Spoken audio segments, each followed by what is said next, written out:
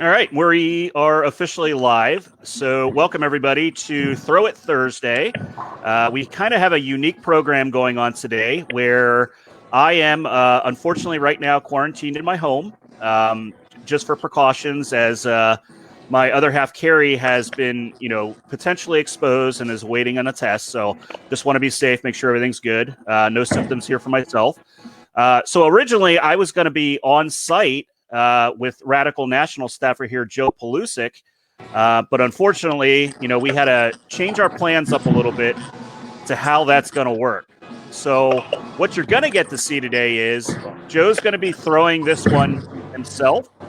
And essentially, what we're going to do is, since we only have one player throwing it, I want to show you the introduction video to the Radical site as well, where we can see Throwbot and some other styles as well. And then definitely talk to Joe a little bit about his layouts and this ball in general and get his thoughts. So before I do that, Joe, hoping you can hear me loud and clear there. How we doing today? Very good. Good to see you, Jeff. All right. So what we're going to do here, I'm going to get another screen fired up here, and I want to make sure everybody can kind of see the introduction. We'll go over kind of the ball in general, see Throwbot. The video's probably about 4 minutes long, but I think it's pretty good. We can kind of see, match up Joe's style to what's going on here, and then we'll go over some of his layouts and stuff. So I'm going to fire it up on the other screen here and give it up to you guys here. Hopefully. And you're going to hear Phil Cardinelli is the one talking.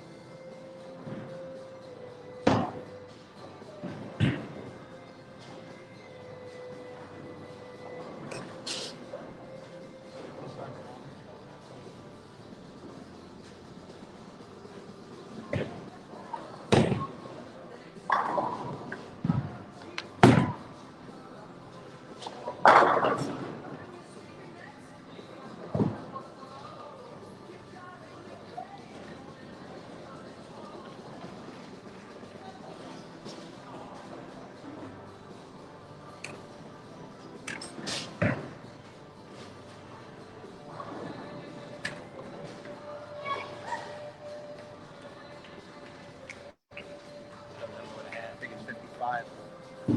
4 1/4. 30.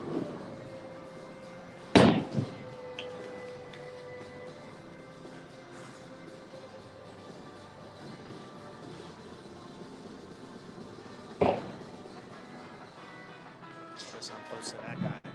What's his name? Walker Bowler.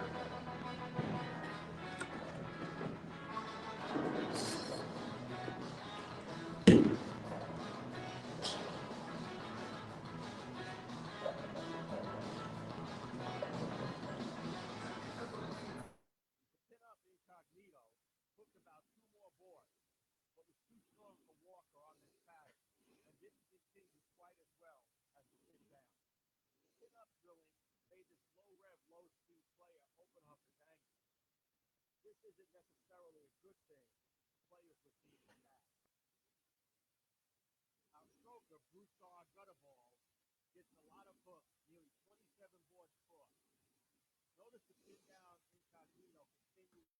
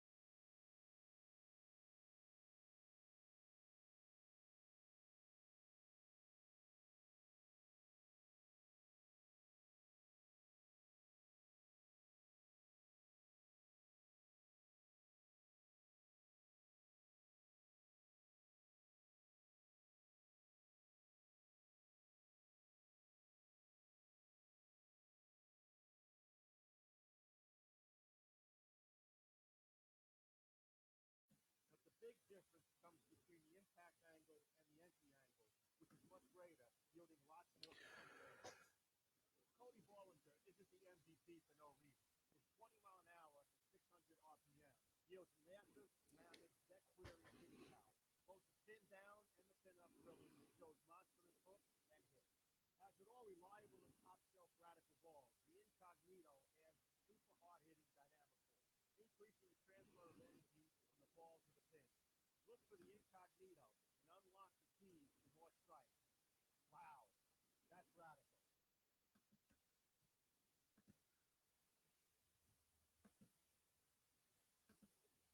All right, Joey, can you hear me okay? Oh, I got you muted. All right, so I was hear told on the feed that they had people were having issues with the audio.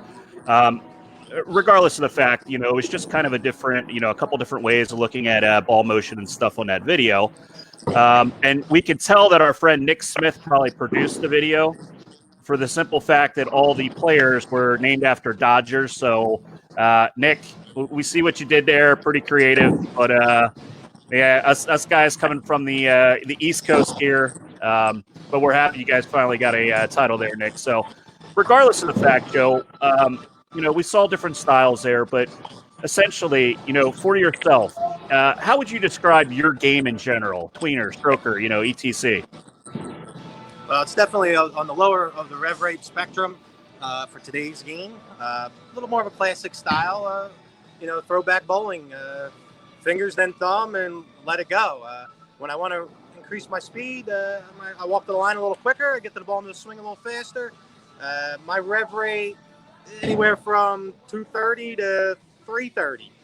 I can vary it. But maybe get up to 350s if I'm really getting on it. But it's matching your ball speed with your rev rate, and that's what I do with the customers that come in. I'm looking at how they release the ball, looking at their tendencies, and you're trying to match up their ball speed with their rev rate. So if you know somebody's really slow and they get a lot of hand into it, you're going to have a different layout than somebody that's faster and guns it off their hand without getting any wrist involved or fingers rotating the ball.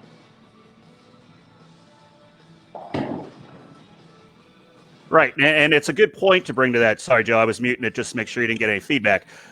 It's a good point, and the video explained that, and Joe's kind of going through that too. So if you saw in the video, and Joe can explain this even more, they use two layouts. They used what I'll call a very small val angle, and then they used a larger val angle, and pretty much pin up versus pin down. And it is definitely something we do as pro shop operators to help make sure that we drill properly for the person's style. So, Joey, I'm not asking exactly which player you were there. You can kind of fit the bill, but what layout did you go with your Incognito? I went with a 55 by 4 1/4 by 30. So it's pretty strong down lane, but it's not 20 on the back number, but like some of my other bigger symmetric balls, this being an asymmetric benchmark type reaction, kind of like a transition after my results. Solid is really grabbing the front of the lane, and this ball's it's a lot cleaner and it's more angular down lane, but the layout doesn't void any of that angularity. It kind of promotes it.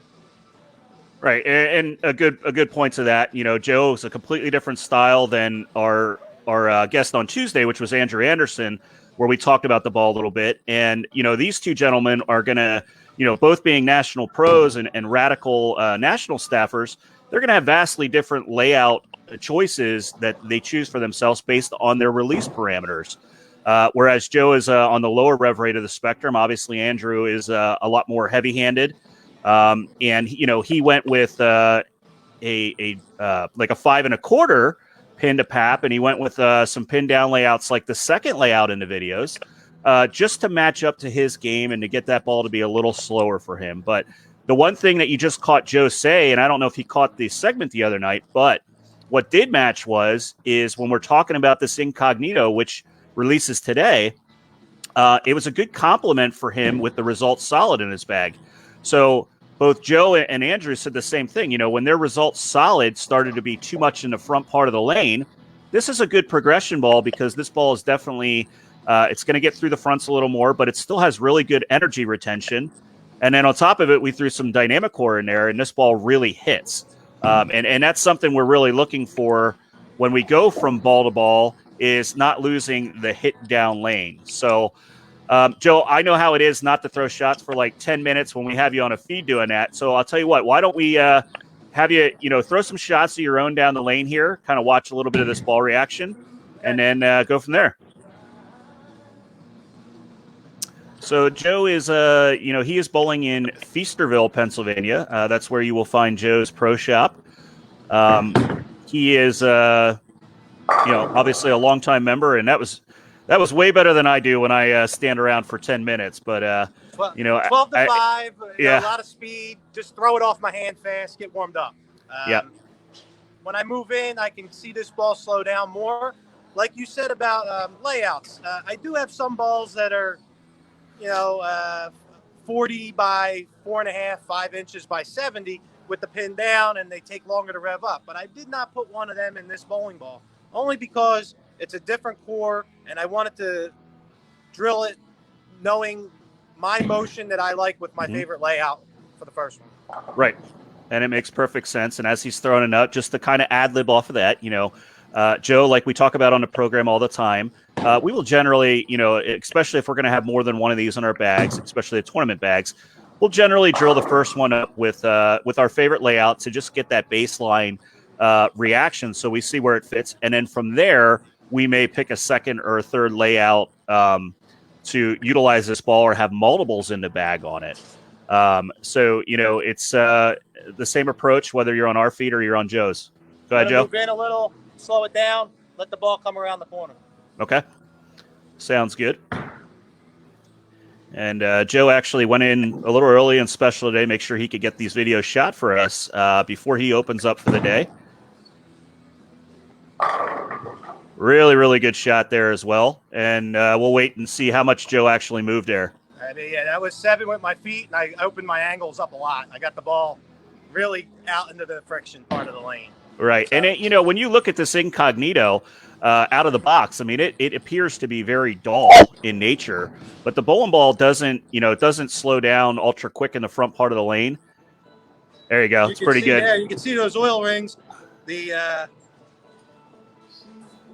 yeah. There we go. The flare rings on this bowling ball open up pretty good. It's bigger than the bonus. The bonus is my lane reader. I've said it multiple times. I throw that, I see what the lane's giving me. I know immediately, ball up or, move left, and probably going to have to ball down because the lane's giving too much up. But right. This ball's good. Let's say another one. And as he's throwing that box finish on there, if you didn't catch it in the video, 500, 1,000, 2,000 Sair with dynamic core, 2.487, 053, 017, and another absolutely perfect shot. A lot of axis rotation, a lot of send, and the ball, it finishes. So that's all you really want from a bowling ball is when you move in, for someone like myself, I want to see it finish. I don't want to go flat 10. I could do that myself. Yeah, not a problem at all. So Joe, you've only drilled one of these so far. I realize that. What's your thoughts on adding a second one? Is this definitely going to be one you do? And if you are you going to go with a pin down? Are you going to stay with another pin up, maybe slightly smaller or bigger angle? I think probably I'm gonna drill like I did a big beefy ASIM, the Brunswick Zenith. I'm gonna drill, and I have a results Pearl drilled the same way. A 30 by 4.5 by 70 and a 40 by 4.5 by 70. That puts the pin just under my ring finger. Mass is kicked out by my vertical axis line, but what it does is it takes a long time to rev up.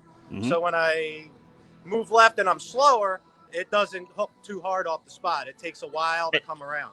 And one of those things, so you can hear it from your voice as well, because we talk about this all the time. I think one of the big misconceptions in the game of bowling is that when we go and we drill a ball pinned down, the first thing I hear people say is, I'm drilling it pinned down so it hooks earlier.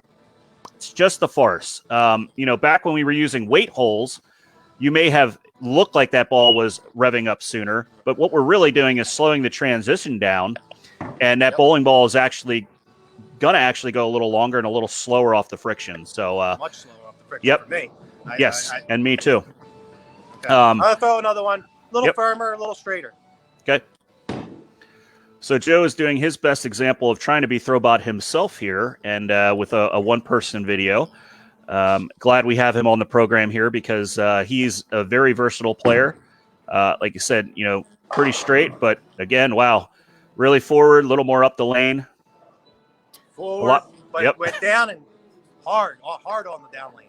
Exactly. The word I just said was, a lot more forward off of that, off okay. the other shots. And, it matched perfectly. And what I was saying is, it's nice to have, somebody like Joe on the program who is ultra versatile. He's actually giving you right there. He just kind of showed you the looks. Now, I don't know if he's going to be able to get in and do the Bollinger or whatever it was in the video. He's not going to get that rev rate up to 600, but he can pretty much cover the gambit on the first three with versatility as far as, creating a little more axis rotation with his hand or being a little more forward and firm. But right there was a great example of how versatile this ball is, not for, a one-dimensional player. You can go up the lane with it like Joe just did there. You can get in and circle it a little more. And the guys with the really big, yeah, go ahead and I'll keep talking, Joe. But or you can get in and you can really get on it a little more too. And the nice thing about this is, it's such a versatile piece. Even for those high rev guys, it's not reading the front too much. This ball is still retaining and really getting around the corner. And there was his first miss, and I'm assuming that was him trying to get in and really get on it. I got in and I got it in. It wasn't the best shot, a lot of axis rotation, but it's still down lane. It was still trying to come back. It still tried to do that. It's very similar to when I shot the Zenith video. Even with a short pin on the Zenith that I went with. Same thing, the ball, even though, he's not going to start there, this is a fresh pattern, whether they're easy, get that far. Easy. Yeah. He might not get there the whole night, but even though he might not get there, you could see that ball still trying to get up the hill there, even when he's in a part of the lane that, is not where he's going to set up his feet and play. So, very encouraging, very user-friendly, very versatile piece here. And, I definitely myself, I have a couple of these coming. I wanted to add, this ball motion and seeing some of these amazing releases from the Radical line. I couldn't be more excited. But we'll get some closing remarks here. If anybody has any questions out there for Joe while he's on, I realize this is a little earlier in the day, so we won't have quite as many live questions here. But definitely, we will make sure that we monitor these, and the questions that may come through afterwards that you can ask, of myself or Joe. Joe, we saw a bunch of really great shots. Obviously, you made the ball look really impressive. I know for sure this will be in your tournament bag, and if you got a sub in league. But right now, a lot of uncertainty in our sport with what's going to go on with bowling. But what do you have on your calendar coming up here, Joe? It looks like there might be a couple scratch tournaments on the weekends. Within the local stuff, maybe Delaware, maybe a couple in Pennsylvania. I know there's one in Jersey, not too far. Nothing on the PBA number just yet. Signed up for the Masters. Looking forward to that at the Gold Coast in, I believe, March. Yep. Other than that, it's just staying sharp, and no tie-in with the cover stock name there, but staying sharp and making sure that your ball speed is repetitive. I want to be able to maintain the same kind of consistency, walk into the line. The last shot you saw with the big curve, 13.9 on the screen. So that's down lane, and our cameras are a little closer, so they slow down a little more. So it's probably like 15 off my hand, 15.9, 15.5 off my hand. So when I was throwing it straighter, that's probably 17.5 off my hand. So 2 mile per hour difference. And I like to be able to, on command, when I practice, I want to be able to juice it up, juice it down, juice it up. I just tell myself, and then that's how I practice, and that's how I work on it. Now, one other thing I'd like to say, Jeff, is with this bowling ball, what I highly suggest is using a chamois, because the cover stocks now, they have rifts and valleys, but they also have chemical friction properties. You don't want to clog the surface of that ball. You want to keep it clean. You want to make it last longer so you can strike longer with it. Bowling balls, longevity of today with the dot technology and the cover stock porosity, you got to keep them clean, got to maintain them. They're going to give you more performance. Just don't be stupid and don't clean your bowling ball if you want to clean your bowling ball. Yep. clean them, get the oil extracted from them from a pro shop. Make sure you're after, we tell you after every 3 games, use a ball cleaner on it. There's tons of them that the brands of Brunswick make. When you talk to your pro shop operator or you go on to any of the websites for the brands of Brunswick, they're always going to give you a recommendation on what type of cleaner to use as well. They'll help you match up exactly what should be for that cover stock.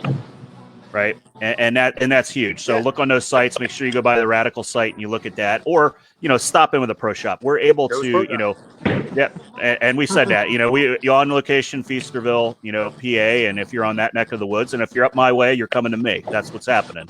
We all work closely together here. We're all travel partners. And as long as you get good information from people that know what they're talking about. Yep, absolutely. Brandon, to answer your question there, will this fit below the result solid? Yeah, we touched on that a little bit at the beginning. It definitely will fit below a result solid because this is going to be a cleaner cover stock, different motion. So this would be a good progression off of the result solid. And then if you want to really talk about it, if you, let's say you had the Incognito in the middle and then it's time to go maybe a change after the Incognito, you may get into the original results from there too, because, now you're getting, into a different type of motion and a different type of cover stock completely. That pandemonium, it gets down the lane a lot. But with some surface, that ball is a very strong bowling ball for a symmetric ball. The Incognito, I haven't changed the surface on it yet. So I don't know its true performance value when I hit it with 500 or 360. That's why I really do think on my second one, it's going to be a pin down, and I'll hit it with a lot of surface like I did my results pearl. That ball, I can't sand enough and know that it's not burning up because it's a pearl. Now this cover, I'm not sure yet because it's different. The sharp cover's already got length filled in. Yeah, and it'll be a determining factor, and that comes down to depending on what environment you're bowling in. Obviously when Joe bowls out at the national tour, and we all call it kind of the same thing when you bowl in the speed bump, or the friction is more usually to the front or to the left of you instead of the right of you, which a lot of us. I want it. Yep. So, it's, but, we have a bunch of tools. So I think hopefully we can get all you guys back on the lanes for the national tour this year. And I really do think, for the guys, the new guys for the Radical brands between yourself and Andrew Anderson and our other close friend, John Fury, I think this is, this is where it's set up to have a banner year out there. These guys have, the best tools in the game in their bag. They're hungry. They're ready to get back out there. And, I can't wait to watch it. Joe said he's bowling the Masters. I couldn't be more excited. I'm going to be there. I'm going to compete myself as well. But we just want a bowl gang, and hopefully we'll all be able to do so. And, there's a lot of stuff in the news now with, vaccinations and stuff like that coming on. So hopefully, unfortunately, some of the areas are being shut down right now. But we'll weather the storm, and we'll get through it. And bowling will be back. I think, the things that are going on with the Bolero Corporation and Fox and the things that are happening there, I think you're going to see our sport grow bigger than ever. Unfortunately, we got to be a little patient right now. But, Joe, anything more on your end you'd like to add about the Incognito, bowling in general, before we end the feed for the day? Sure. The surface prep on it's what, 500, 1,000, 2,000? Correct. Sayer, no compound, no nothing. I thought it wasn't like real deep underneath like the other balls, and that's why you see the angularity down the lane, because it's smooth. It's not burning it off right away, and that's why I'm saying I'm interested to see when I hit it with a lot of surface what it's going to do, and maybe that'll be another video someday when we do that. So absolutely, we can throw it up there anytime. Unfortunately, the other video I was showing you, I had audio, so I didn't know that the general public didn't hear audio on the Radical one. But if anybody wants to watch that and hear the commentary on, just go over to the Radical site. You'll find it on there under the when you go into the Incognito, it's in there. I just pulled it from the site. So I'm learning this thing with this social media thing as I go along too, and definitely enjoy it. And I mean, it's pretty awesome. It coming to you today from 2 completely different locations. He's throwing balls. I can talk while he's doing it, and everybody's watching from across the United States. I mean, it's pretty wild stuff that we have at our fingertips at this point. So, Joe, before we go, or what? Yeah, you can throw a couple more, and then if any other questions come through, I'll answer them. And then after that, we'll cut the feed off. But I think he's done a pretty amazing job just showing the versatility of this ball. I know, Tuesday night Phil had jumped on the feed when I was on with Andrew, and I'm sure he'll get to see this one as well. But another one, 10 straight back. I mean, this guy might be pretty good. 10 in the pit. That's what you want from a new bowling ball. 10 in the pit. 10 in the pit. Yep, absolutely.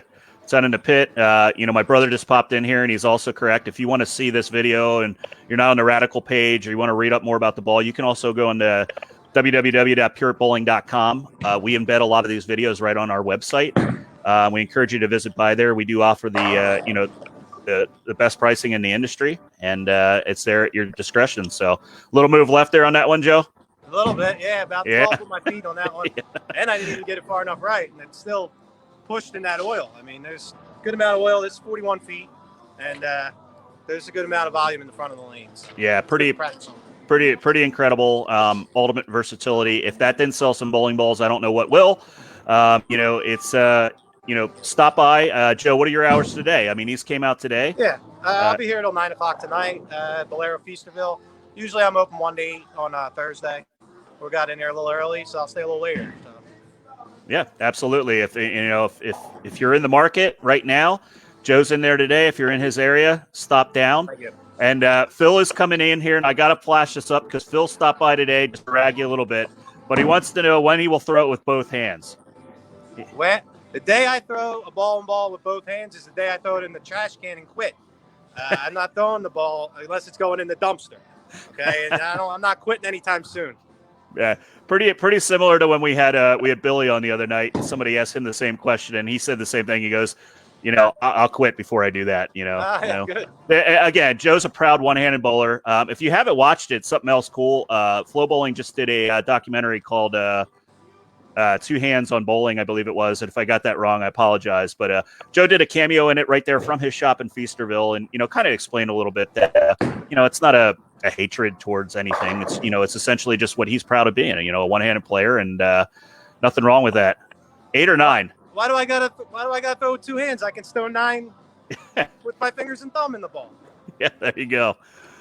But awesome stuff there, man. Joe, I really do appreciate you taking the time, coming in early today to to throw some shots there for us and kind of talk through the ball. And again, go out. If your bowling centers are still open, make sure you go out and support them. Support your local pro shops. By all means, the Radical Incognito released today.